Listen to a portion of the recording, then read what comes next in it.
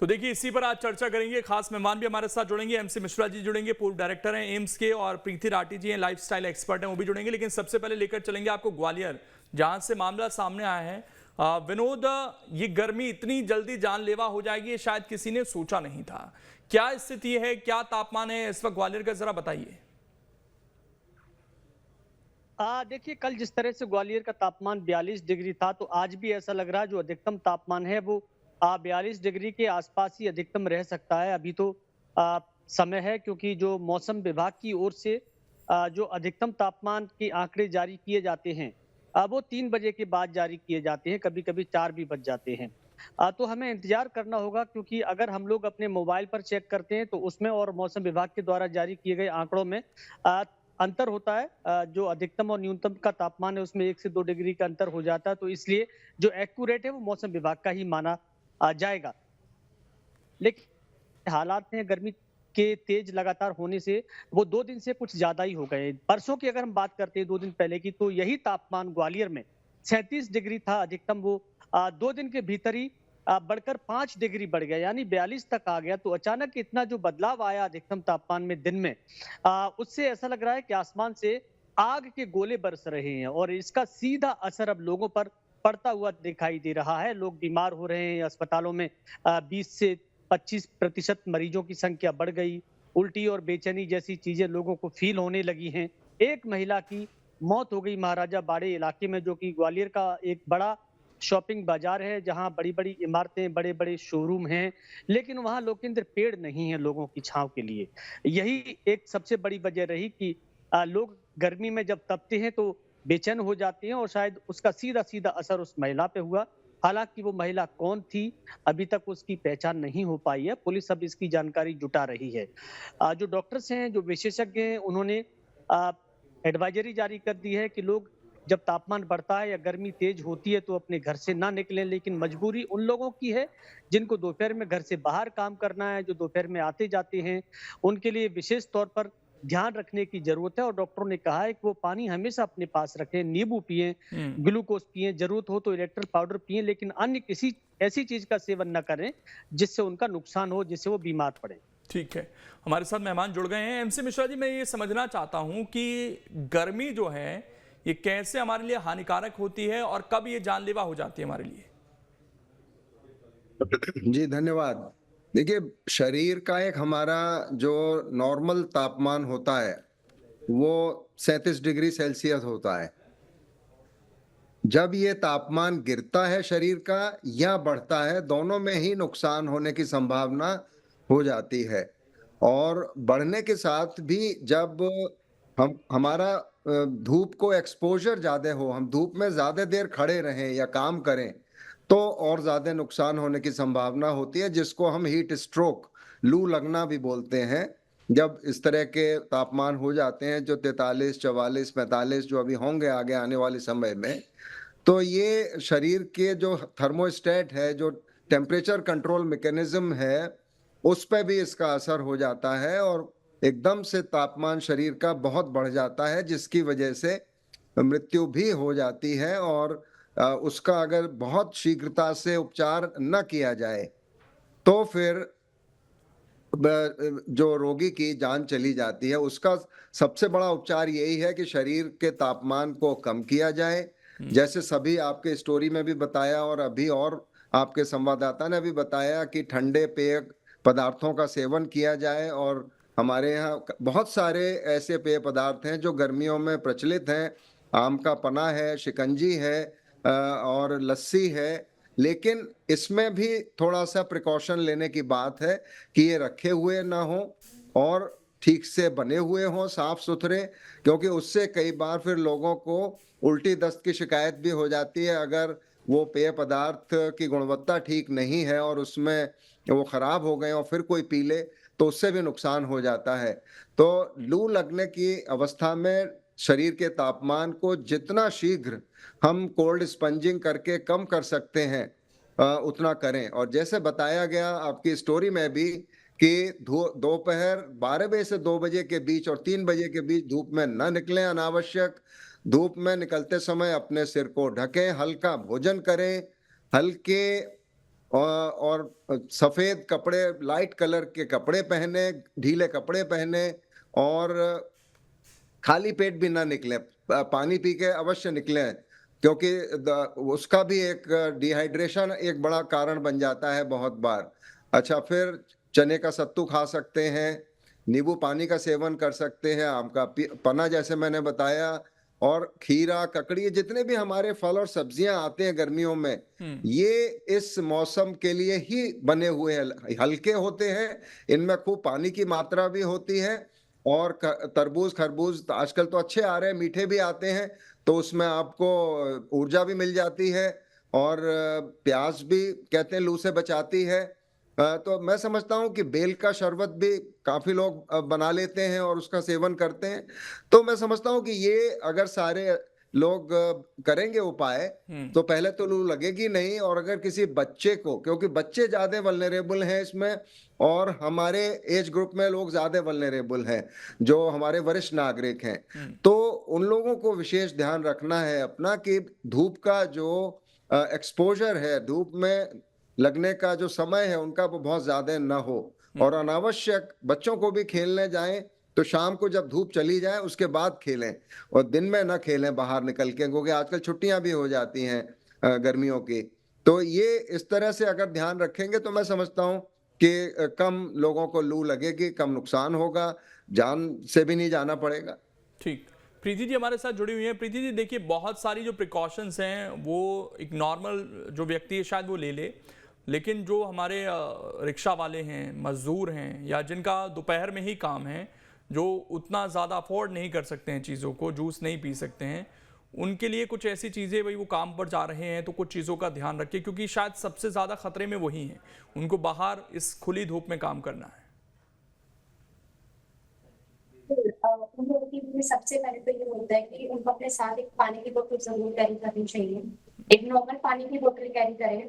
साथ में आप, जैसे हम घर में ओआरएस बना लेते हैं, बहुत सिंपल है, नमक चीनी का घोल एक बोतल में जरूर रखें। आप बीच बीच में नॉर्मल पानी पीते रहे, लेकिन जब आपको थोड़ी गर्मी ज्यादा लगे तो एक एक दो दो सिप, जब आप वो नमक और चीनी का जो घोल है, थोड़ा नींबू भी डाल सकते हैं उसके अंदर, उससे वो हाइड्रेट रहेंगे, डिहाइड्रेशन से बचेंगे। साथ में कोई भी कॉटन का कपड़ा बहुत हल्का सा गीला करके वो अपने सर के ऊपर बांध सकते हैं, जिससे वो लू से बचे। और थोड़ा लाइट, जैसे डॉक्टर ने भी बताया, बहुत लाइट शेड के कपड़े पहने, कोशिश करे कॉटन के कपड़े ज्यादा पहने, थोड़े लूज कपड़े पहने, क्योंकि उनको काम करना होता है, वो बाहर जरूर रहेंगे। तो 2-3 प्रिकॉशंस, अगर वो फ्रूट्स और जूस पे नहीं जा सकते तो घर से अपने पानी की 2 बोतल कैरी करिए, कॉटन का कपड़ा सर पे बांध के रखिए। और जब अगर वो कोई भी काम कर रहे हैं तो कुछ देर के लिए बीच बीच में रुकिए, थोड़ी देर डीप इनहेल एक्सहेल करें, जिससे जो टेम्परेचर बहुत हाई हो गया है बॉडी का काम करते टाइम, वो थोड़ा सा कम हो जाएगा। 5 मिनट 10 मिनट का रेस्ट लिए, उसके बाद ही दूसरा काम करने के लिए जाए। ठीक है, अतुल भी हमारे साथ जुड़ गए हैं। अतुल को मैं देख रहा था, क्योंकि उनका भी काम बहुत टफ है, बाहर उनको काम करना है, लेकिन अभी पानी का सेवन करते हुए नजर आ रहे थे। अतुल, भोपाल ये कहा जा रहा था कि इस बार दिल्ली से ज्यादा तप रहा है, स्थिति क्या है वहां की? देखिए लोकेट, बिल्कुल इस समय भोपाल की अगर मैं स्थिति देखूं तो सुबह 8 बजे से ही धूप की चुभन हो रही है, और पसीने में सुबह से ही ऐसा लगता है कि जैसे कोई व्यक्ति नहा लिया हो। अभी की अगर स्थिति देखें तो 40 से 42 डिग्री के आसपास का तापमान अमूमन बना हुआ है राजधानी भोपाल का। ऐसे में चिकित्सकों की तरफ से सलाह तो दी ही जा रही है कि लगातार आप जो है ठंडे में रहे, या अगर आपको धूप में निकलना भी पड़ रहा है तो पर्याप्त मात्रा में पेयजल पिए। देखिए खास बात यह है कि कई विभाग है जिसको इसके अंदर काम करना पड़ेगा। महत्वपूर्ण अगर हम देखें तो राजधानी भोपाल के अंदर स्वास्थ्य महकमा काफी महत्वपूर्ण भूमिका में रहेगा, क्योंकि गर्मी जिस तरीके से बढ़ रही है और मौसम विभाग जिस तरीके से लोगों की चेतावनी भी दे रहा है कि आने वाले समय में टेम्परेचर में और भी बढ़ोतरी होगी। तो ऐसे में स्वास्थ्य महकमा इस बात का दावा कर रहा है कि तमाम हॉस्पिटल्स में हमने तैयारी करके रखी है। हमने ग्राउंड रिपोर्ट भी दिखाई थी कि किस तरीके से शहर के कई ऐसे हॉस्पिटल्स है जहाँ पे बच्चे ज्यादा पीड़ित हो रहे हैं। खासतौर पर मैंने जेपी हॉस्पिटल की तस्वीर भी दिखाई थी लोकें, जिसमें लगभग बच्चा जो वार्ड था उसमें 80% से ज्यादा बेड भर चुके थे, यानी कि उसमें बच्चे भर्ती थे। उल्टी पेट दर्द और जुकाम, ये तमाम बुखार, ये तमाम कहीं ना कहीं सिम्टम उनके अंदर नजर आ रहे थे और ऐसे ही सिम्टम कहीं ना कहीं गर्मी की वजह से बढ़ रहे हैं। हालांकि अगर इसके दूसरी तरफ अगर हम देखें तो नगर निगम की तरफ भी काफी जिम्मेदारी बनती है बहरहाल, लेकिन नगर निगम का सुस्त रवैया इस समय राजधानी भोपाल की सड़कों पर हमें दिख रहा है। मैं इसलिए कह रहा हूँ लेकिन क्योंकि तमाम गर्मियों के समय हम देखते हैं किस तरीके से प्याऊ का बंदोबस्त कर दिया जाता है, लेकिन शहर के कई ऐसे चौक चौराहे जहाँ पे अभी भी प्याऊ का बंदोबस्त नहीं किया गया, यानी कि लोग जो राहगीर निकल रहे हैं उनको अभी भी गर्मी के समय अगर पानी की तलाश है तो उन्हें खरीद के या तो पानी पीना पड़ेगा या तो दूषित पानी पीने को मिल सकता है, तो ऐसे में और भी तबीयत खराब हो सकती है। बहरहाल एक और बात है लोग जिस तरीके से मैं सड़कों पर देख रहा हूँ, क्योंकि जैसे जैसे गर्मियां बढ़ती हैं वैसे वैसे सिग्नल्स की जो लाइट्स होती हैं, यानी कि जो लाल लाइट होती है, रेड लाइट होती है, उसका जो ड्यूरेशन है उसको कम कर दिया जाता है, लेकिन अभी तक भोपाल में ऐसा नहीं हुआ। पानी का छिड़काव किया जाता है वो भी अभी तक नहीं हुआ। लेकिन अगर मैं मौसम की बात करूं तो लगातार गर्मी बढ़ती हुई दिखाई दे रही है। दोपहर में लोग जो है घर से निकलने में कतरा रहे हैं, वो इसलिए भी क्योंकि चिकित्सक लगातार कह रहे हैं कि अगर आपको जरूरी काम है तो सुबह के समय करें या शाम को 5 बजे की बात करें, क्योंकि दोपहर में 12 से 4 का जो समय है वो इस तरीके से तप रहा है कि मानो लोकेन ऐसा लग रहा है कि आसमान से आग बरस रही है और लोग कहीं ना कहीं इससे झुलसते हुए दिखाई भी दे रहे हैं। झुलसन की वजह से लोग बीमार भी पड़ रहे हैं और खासतौर पर बच्चे और वरिष्ठ नागरिकों की बात करें तो सीधे तौर पे इसका प्रभाव मुझे देखने को मिल रहा है, क्योंकि इसका सीधा असर खास तौर पे लोगों को पे पड़ रहा है। लेकिन बड़ी बात यह भी है लोग मैं राजधानी भोपाल की बात कर रहा हूं, ऐसे में जिस तरीके से मैंने आपको बताया कि नगर निगम का सुस्त रवैया हमें देखने को मिला। हालांकि स्वास्थ्य महकमा यह कह रहा है कि हम पूरी तरीके से तैयार हैं, लेकिन एक और विभाग है जिसकी वजह से लोग परेशान हो रहे हैं, वो विभाग है बिजली विभाग, क्योंकि जिस तरीके से हम देखते हैं अमूमन रोजाना राजधानी भोपाल के अंदर कई घंटों की बिजली कटौती हो रही है और बिजली कटौती लगभग दोपहर के समय ही हो रही है। तो ऐसे में वो व्यक्ति जिनको जो चिकित्सकों की सलाह मान के घर के अंदर रह रहा है, लेकिन वो बेचारा कहीं ना कहीं परेशान है। वो परेशान इसलिए क्योंकि घर के अंदर तो है लेकिन लाइट नहीं मिल पा रही, जिसकी वजह से ना वो कूलर चला पा रहा है, ना पंखा चला पा रहा है, ना ठंडा पानी पी पा रहा है, ना एसी का उपयोग कर पा रहा है। तो ऐसे में दोहरी मार नहीं, इसको तिहरी मार कहेंगे, क्योंकि बाहर निकले तो धूप है, घर के अंदर बिजली नहीं है और बाहर अगर निकलता है तो पानी की व्यवस्था नहीं है। तो कई प्रकार की स्थितियां हैं जो समय राजधानी भोपाल में हमें देखने को मिल रही है। लगातार लोग इंदौर के अंदर भी कुछ दिन पहले इस पर विवाद भी हो गया, कुछ समाज सेवी संस्थाएं आगे आई, उन्होंने रेड लाइट पर शेड लगाया लेकिन उस पर अपना एडवर्टीजमेंट कर दिया। अब प्रशासन को वो एडवर्टीजमेंट में भी क्योंकि गाइडलाइन का उल्लंघन हुआ तो उस पर भी कार्रवाई की बात कही जा रही है। विनोद, क्योंकि ऐसी संस्थाएं सामने आती हैं, हालांकि उनका अपना हित भी होता है, उसमें एडवर्टीजमेंट वो करने लगती हैं, लेकिन फिर भी कुछ ऐसी चीज़ें दिख रही हैं, जैसा अतुल ने बताया कि प्याऊ लगने शुरू हो जाते हैं जगह जगह, ठंडे पानी की उपलब्धता करा दी जाती है, रेड लाइट पर शेड लगा दिए जाते हैं, वो कुछ दिख रहा है अभी ग्वालियर में। और अस्पतालों में इसको लेकर कुछ वार्ड में जो जगह हैं बेड बढ़ाए गए हैं ताकि अगर बच्चे आएँ तो उनको एडजस्ट किया जा सके। देखिए लोकेंद्र, लगातार इन सारी चीजों पर हमारा जब भी आना जाना रहता है तो बहुत सारी चीजें नजर में आती हैं। जहां तक अस्पतालों में व्यवस्थाओं की बात है तो अस्पतालों में जो सामाजिक संस्थाएं जो इस तरह के काम सालों से करती आ रही हैं, उन्होंने जरूर प्याऊ लगाई है। खासकर ग्वालियर के जो सबसे बड़ा 1000 बिस्तर का जय आरोग्य अस्पताल है, वहां 2-3 जगह हमें प्याऊ दिखाई दी जो कि सामाजिक संस्थाओं के द्वारा लगाई गई।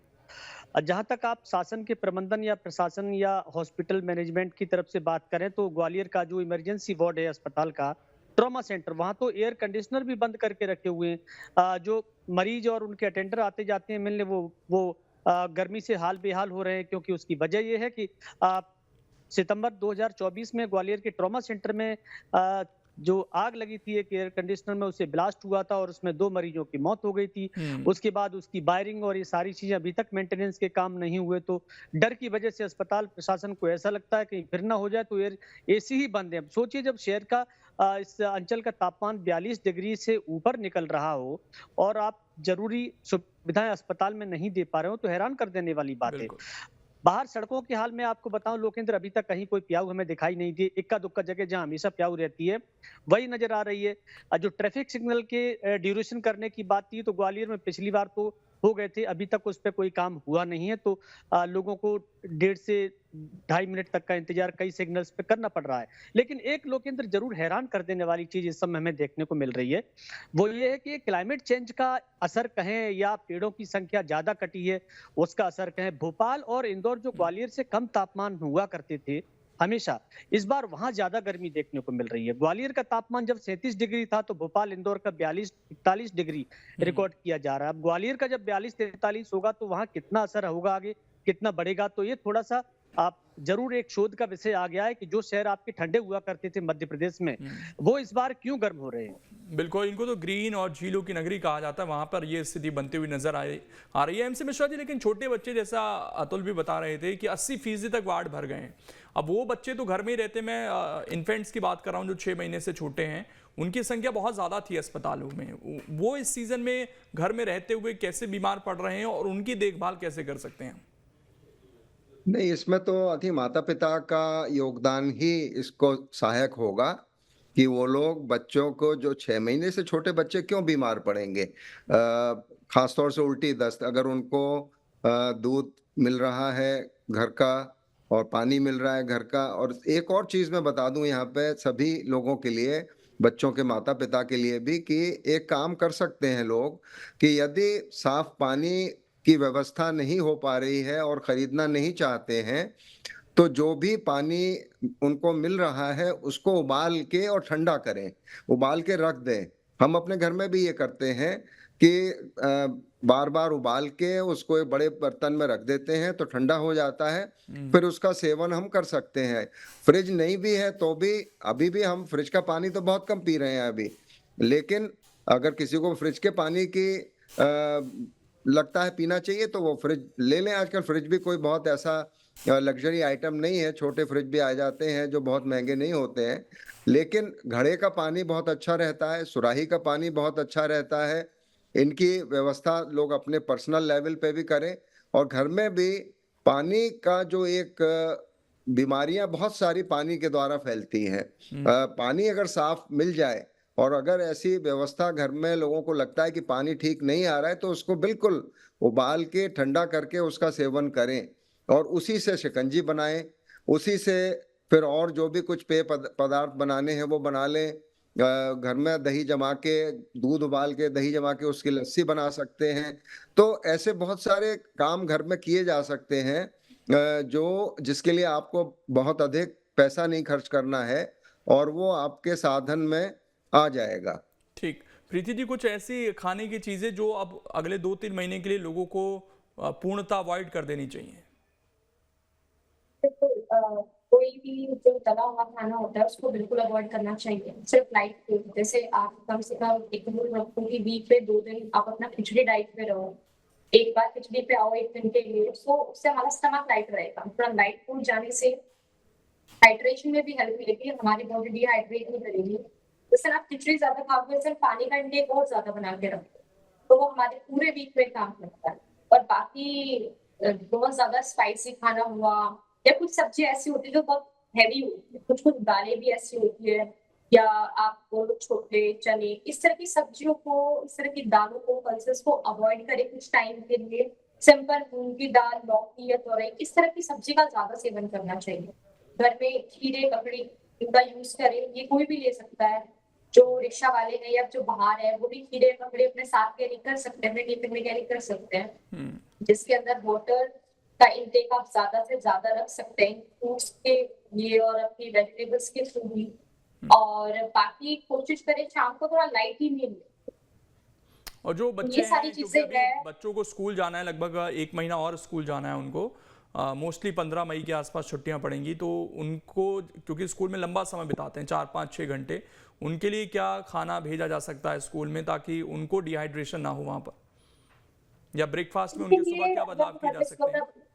हाँ, सुबह का करते वो ब्रेकफास्ट करके जाते हैं, तो उनकी हमेशा 2, जो मैंने पहले भी आपको बताया, हमेशा 2 बोतल पानी की भेजनी चाहिए। नॉर्मल पानी की भेजे एक साथ में। जब आप एक ओआरएस बना के उनको देंगे ना, तो उनको बोले कि हर आधे घंटे में उस ओआरएस की 2-3 सिप को जरूर लें। ये एक बहुत अच्छा और इजी वे है अपने आप को हाइड्रेट करने के लिए। साथ में आप उनको क्यूकम्बर का और ककड़ी का सैलेड दे। फ्रूट्स देना चाहते हैं तो आप उनको खरबूजा, तरबूजा, इस तरह के फ्रूट्स दे। और हफ्ते में 2 दिन उनके टिफिन में ना लाइट खिचड़ी, तो पतली खिचड़ी बनाते हैं, लाइट दलिया, इस तरह की चीजें अपने बच्चों को टिफिन में। ठीक है।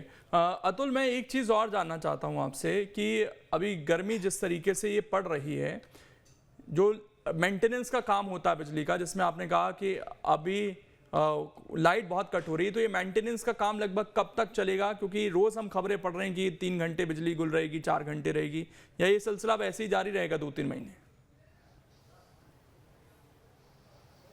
देखिए लेकिन आपका सवाल काफ़ी लाजमी है, लेकिन ये सवाल मेरे ख्याल से इस समय राजधानी भोपाल का हर शख्स, हर आदमी पूछ रहा है कि आखिर ये मेंटेनेंस कब खत्म होगा। वो इसलिए क्योंकि पिछले 2 साल से अमूमन रोजाना हम देखते हैं कि बिजली की कटौती होती है, और ये कटौती कुछ घंटों की नहीं, कई घंटों की रहती है। जिस तरीके से आज हम देखें तो 20 से ज़्यादा इलाके हैं जहाँ लगभग 4 से 5 घंटे तक की बिजली कटौती होनी है। यानी जिस समय हम बात कर रहे हैं, इस समय भी भरी दोपहरिया में लोग बिजली के बिना घर में बैठे हुए हैं, और कई ऐसे इलाके जो कई घंटों तक बिजली सप्लाई यहाँ पे ठप रहेगी। लेकिन अगर हम बिजली विभाग की बात करें, बिजली विभाग ये कहते हैं कि मेंटेनेंस का काम किया जा रहा है। लेकिन सवाल ये उठ रहा है कि 2 साल से ऐसा कौन सा मेंटेनेंस है जो खत्म ही नहीं हो रहा है? ऐसा कौन सा मेंटेनेंस है जो लगातार बिजली विभाग लगातार करवा रही है? ये बड़े बहरहाल सवाल हैं, लेकिन और कहीं न अभी कहीं एक चीज लोग और परेशान समस्या है हो कि रहे हैं। बहुत सारे ट्रांसफार्मर्स में आग लग रही है, तो उसकी वजह से भी लंबे लंबे कट हैं। आंधी आती है तो उसके बाद लंबे कट हैं बिजली के, तो ये भी एक समस्या जो है वो बनी हुई है। बहुत बहुत शुक्रिया, आप सभी मेहमान जुड़े और इस चर्चा का हिस्सा बने। तो बहुत सावधानी रखिए, क्योंकि ये गर्मी जानलेवा अब हो चली है और इससे बचाव नहीं करेंगे तो बड़ी मुश्किल में पड़ सकते हैं। फिलहाल छोटा सा ब्रेक, खबरें लगातार जारी हैं।